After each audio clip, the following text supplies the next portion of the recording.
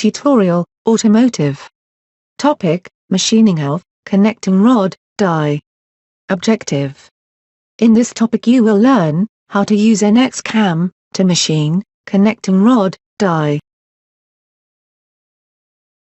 Open the required part from the part files. Let's understand how to use NX cam to machine connecting rod, die. Let's learn how to use the cavity milling operation to carry out roughing operation of a connecting rod, die. Now, select the geometry view by right-clicking on the background of the operation navigator. Then, double-click on MCS_mill node. Further, click on the CSYS dialog button in Machine Coordinate System group. Make sure that these options are selected in CSYS dialog box. Now, click on the Save MCS button in Details subgroup under Machine Coordinate System group.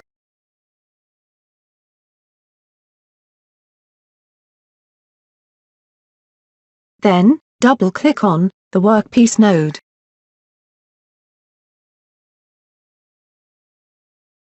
Further, click on the Display button in Specify Part row. Observe the part to be machined. Now, click on the Display button in Specify Blank row. Observe the blank to be machined.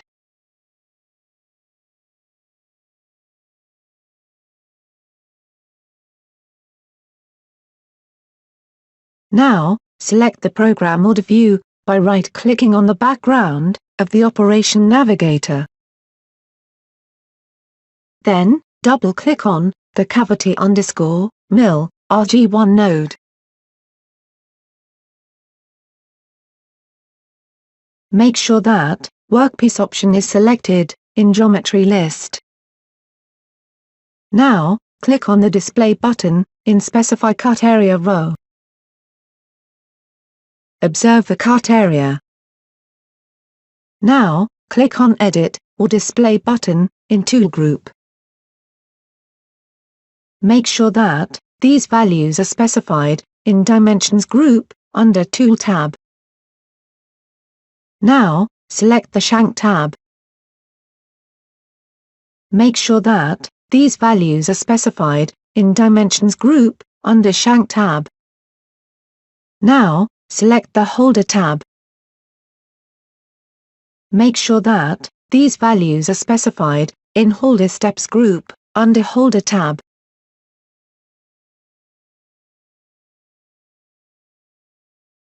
Also, make sure that +ZM axis option is selected in Tool Axis group.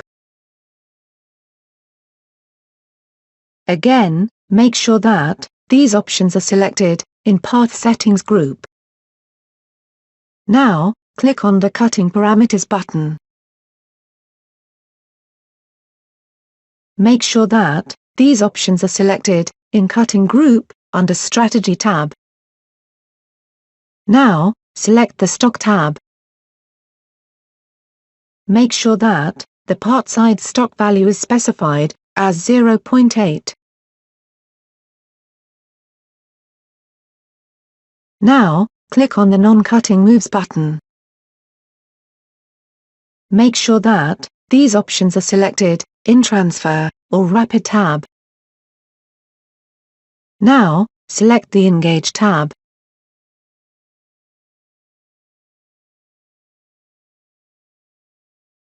Make sure that these options are selected in Engage tab. Now, select the Retract tab.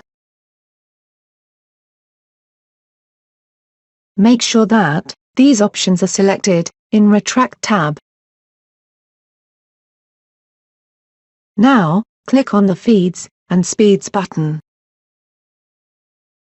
Make sure that these values are specified in Spindle Speed and Feed Rates groups.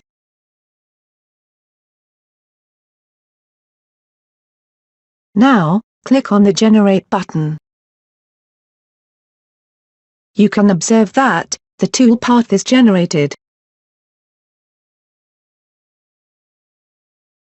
Now, click on the Verify button.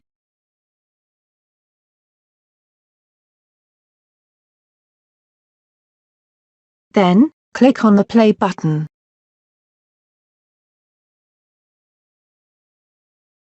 You can observe that the toolpath is verified. Now, click on the Show Thickness by Color button.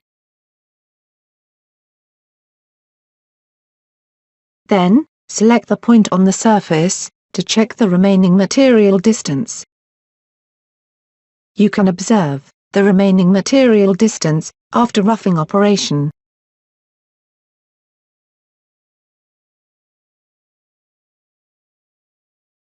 Let's learn how to use cavity milling operation to semi-finish contoured shape. Now, double-click on the cavity_mill RG2 node.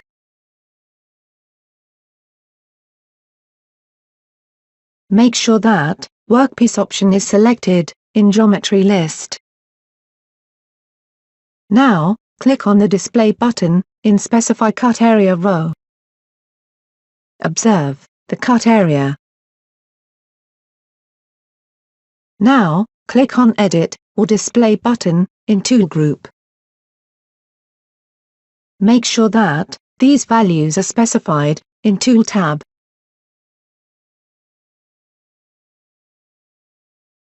Also, make sure that +ZM axis option is selected in Tool Axis group. Again, make sure that these options are selected in Path Settings group. Now, click on the Cutting Parameters button. Make sure that these options are selected in Cutting group under Strategy tab. Now, select the Stock tab. Make sure that the part size stock value is specified as 0.8. Now, select the Containment tab. Make sure that EM_25 mill tool is selected in Reference Tool list. Now, click on the Non-Cutting Moves button. Make sure that these options are selected in Engage tab. Now, select the Retract tab. Make sure that the same as Engage option is selected in Retract Type list. Now, select the Transfer or Rapid tab. Make sure that these options are selected in Transfer or Rapid tab. Now, click on the Feeds and Speeds button. Make sure that these values are specified in Spindle Speed and Feed Rates groups.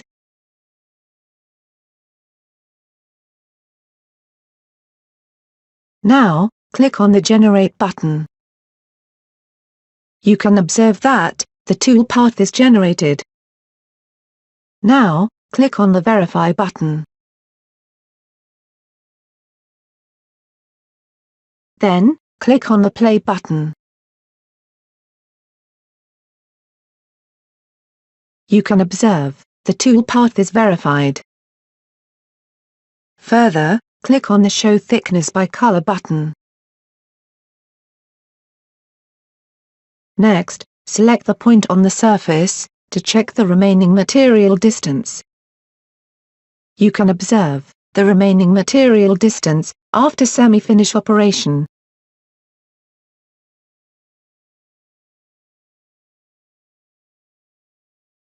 Let's learn how to remove remaining wall material using Z-level profile operation. Now, double-click on the Z-level_profile SFN node. Make sure that Workpiece option is selected in Geometry list. Now, click on the Display button, in Specify Cut Area row. Observe the cut area. Now, click on Edit or Display button, in Tool Group. Make sure that these values are specified in Tool tab.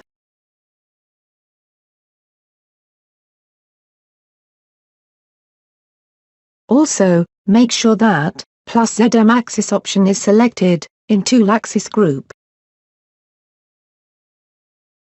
Again, make sure that these options are selected in Path Settings group.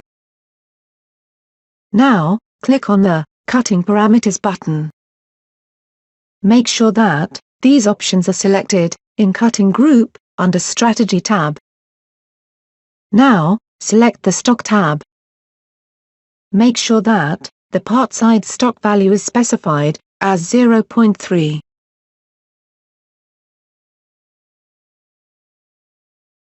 Now, click on the Non-Cutting Moves button. Make sure that these options are selected in Engage tab. Now, select the Retract tab. Make sure that the Same as Engage option is selected in Retract group. Now, select the Transfer or Rapid tab. Make sure that these options are selected in Transfer or Rapid tab. Now, click on the Feeds and Speeds button. Make sure that these values are specified in Spindle Speed and Feed Rates groups.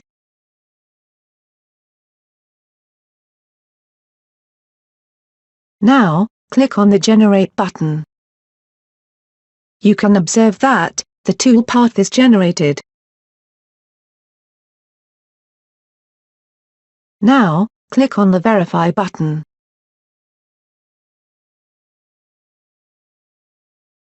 Then, click on the Play button.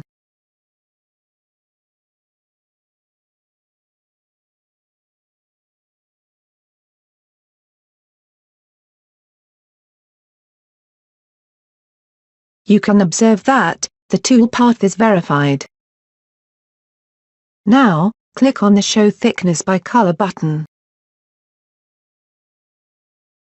Then, select the point on the surface to check the remaining material distance. You can observe the remaining material distance after semi-finishing operation.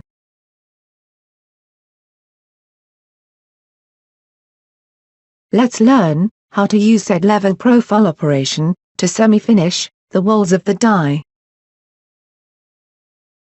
Now, double-click on the Z-level _ profile FN node. Make sure that Workpiece option is selected in Geometry list. Now, click on the Display button in Specify Cut Area row. Observe the cut area. Now, click on Edit or Display button in Tool Group. Make sure that these values are specified in Dimensions group.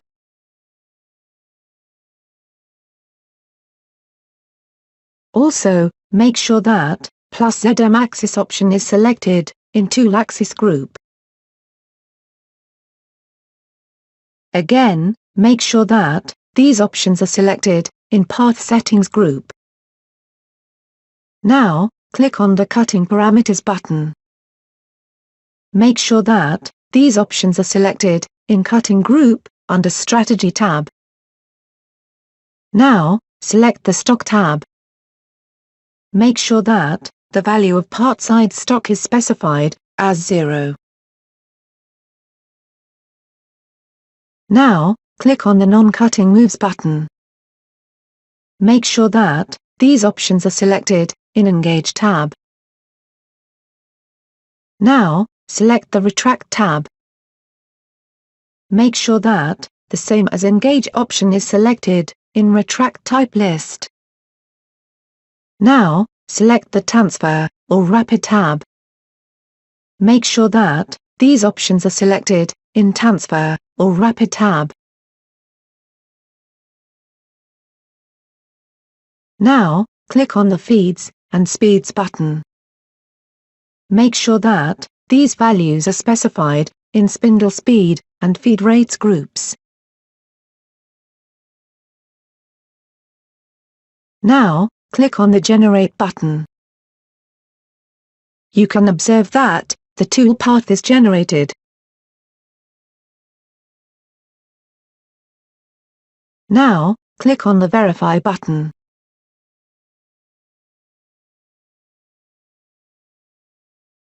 Then, click on the Play button.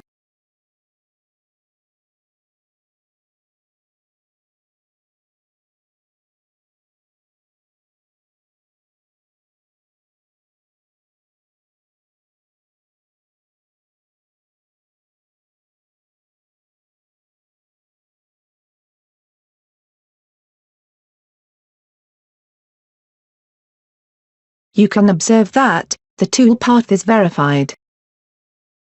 Now, click on the Show Thickness by Color button. Then, select the point on the surface to check the remaining material distance. You can observe the remaining material distance after finishing operation.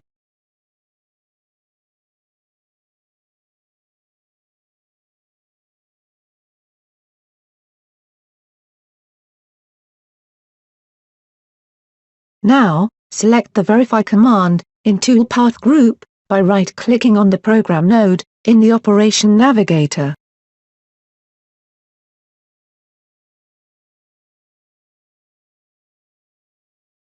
Then, click on the Play button.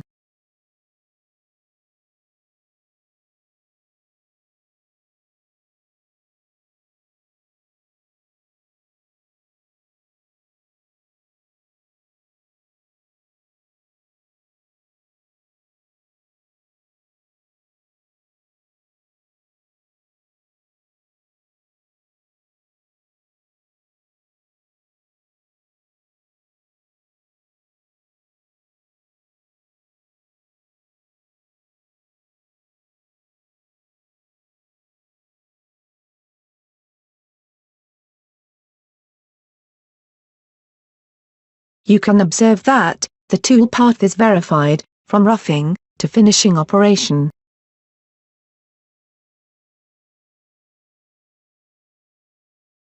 Now, select the Post-Process command by right-clicking on the Program node in the Operation Navigator. Make sure that mil_5_ Post-Processor is selected in Post-Processor group. You can observe that NC program is generated, which can be fed to CNC machine for machining.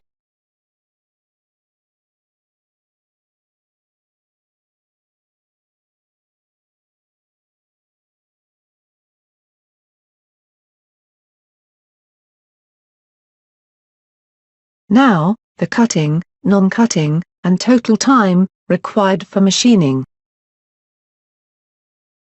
You can observe the coolant on status in Start Events column. You can observe the coolant off status in End Events column.